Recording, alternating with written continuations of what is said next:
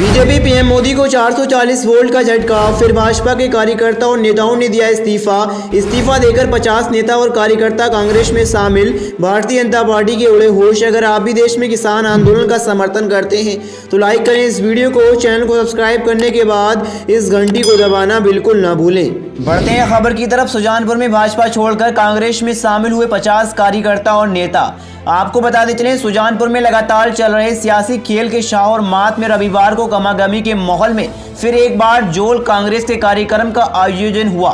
कार्यक्रम के दौरान विधायक राजेंद्र राणा की नेतृत्व क्षमता पर भरोसा जताते हुए विभिन्न पंचायतों के 50 कार्यकर्ता और नेता भाजपा छोड़कर कांग्रेस में शामिल हुए, जिनमें विनोद नरोत्रा, बनीता नरोत्रा, कमल कटोच, चंचल कटोच, अजय कुमार, इस बड़े नेता शामिल हैं। आपको बताते चले, कांग्रेस द्वारा आयोजित कार्यक्रम में जिला अध्यक्ष राजेंद्र जार कंगड़ा, बैंक के पूर्व चेयरमैन जगदीश सिपाहिया, ब्लॉक अध्यक्ष कैप्टन ज्योति प्रकाश, जिला कांग्रेस के उपाध्यक्ष मनोज गुप्ता, जिला कांग्रेस के उपाध्यक्ष सुरेंद्र गुप्ता इनमें शामिल थे। आपको बताते चले, इनके नेतृत्व में 50 कार्यकर्ता और नेताओं ने भाजपा छोड़ कांग्रेस का दामन पकड़ लिया है। और डीजल भी इसे करीब 30-31 रुपए पड़ता है, मिल रहा है डीजल 90 रुपए, उससे भी आगे पहुंच गया है, कई जगह तो 95 के लगभग भी पहुंच गया है।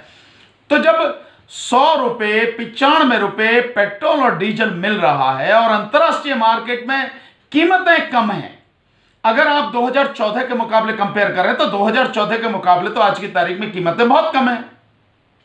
2013-14 में तो एक समय ऐसा था कि $145 प्रति बैरल तक पेट्रोल, इसकी क्रूड ऑयल की जो है कीमतें पहुंच गई थी। उस सब के बावजूद भी यह 73-74 रुपए प्रति लीटर पेट्रोल और डीजल 40 रुपए से ज्यादा नहीं गया था। आज की तारीख में स्थिति क्या है कि करीब ऐसा है 54 या 55 या शायद $60 प्रति बैरल के लगभग है। और उसकी कीमत क्या है? उसकी कीमत है 100 रुपए, 95 रुपए, 90, इस बीच में लगातार हो रहा है और 12वें दिन से लगातार उसकी कीमत बढ़ रही है। देखिए, मोदी सरकार का लूट का एक ये जबरदस्त तरीका है।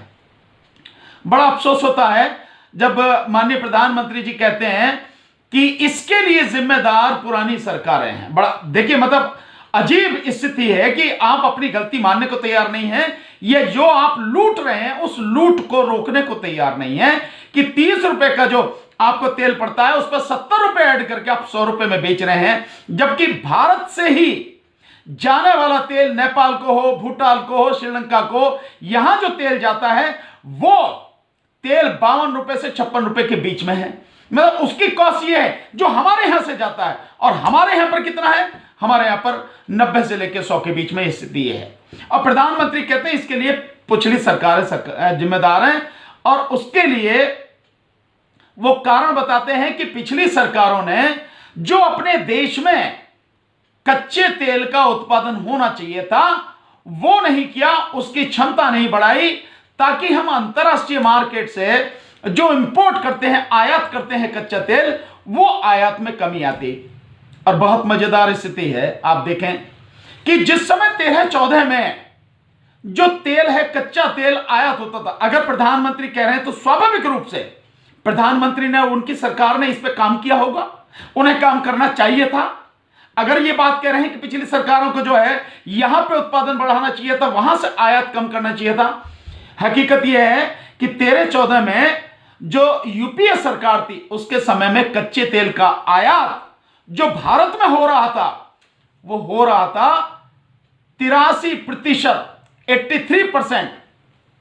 और जब मोदी सरकार आई है तब यह हो रहा है 88%।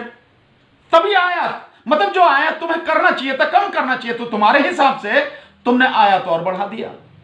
यह है मोदी सरकार की जो है बड़ी मजेदार बात। इसके अलावा जो क्रूड ऑयल है, जो क्रूड ऑयल, ये कहते हैं कि भाई नहीं, क्रूड ऑयल यहां की इसकी खपत ज्यादा बढ़ गई है पेट्रोल और डीजल की, उसके लिए क्रूड ऑयल हमें ज्यादा मंगाना पड़ता। चलो उसे भी देखो आप।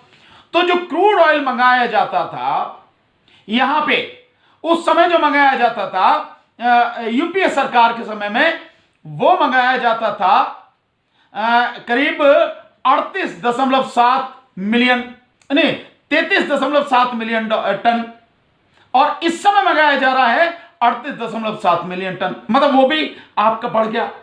ये स्थिति सरकार की है कि सरकार को यही पता नहीं है, बल्कि मोदी जी को यही पता नहीं है कि क्या बोलना क्या नहीं बोलना। बस जो उनके समझ में आया या जो उनके जो सलाहकार हैं उन्होंने जो बता दिया, लोगों को मूर्ख समझ के उन्हें मूर्ख बनाने के लिए जो मन में आया बता दिया।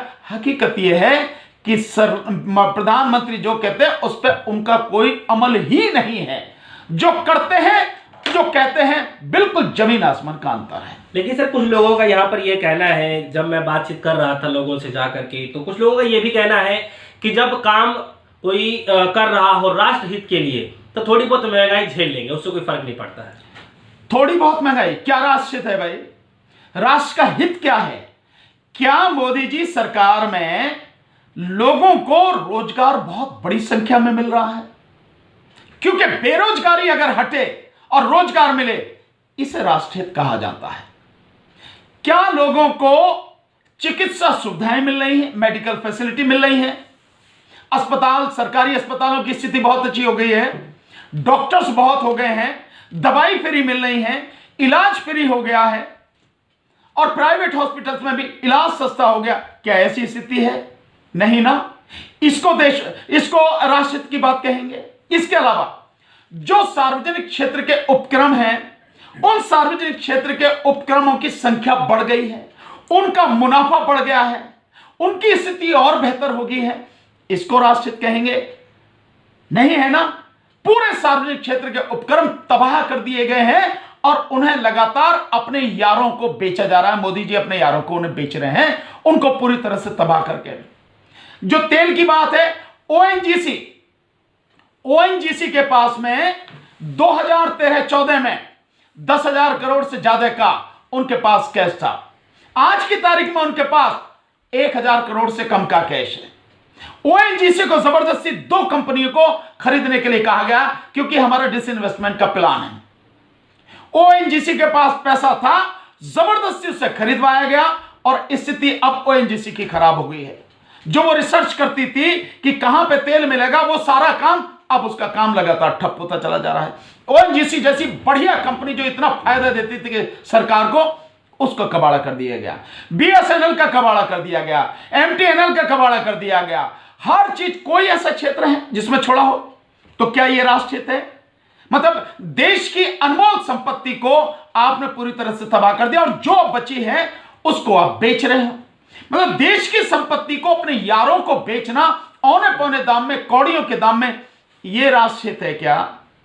देश का एजुकेशन सिस्टम पूरी तरह से तबाह कर दिया गया है और प्राइवेट हाथों में सौंप दिया गया है। जो सरकारी एजुकेशन सिस्टम है, स्कूल है, कॉलेज है, यूनिवर्सिटी है, यहां तक कि जो सेंट्रल गवर्नमेंट की यूनिवर्सिटी है, उनको पूरी तरह से तबाह कर दिया गया है।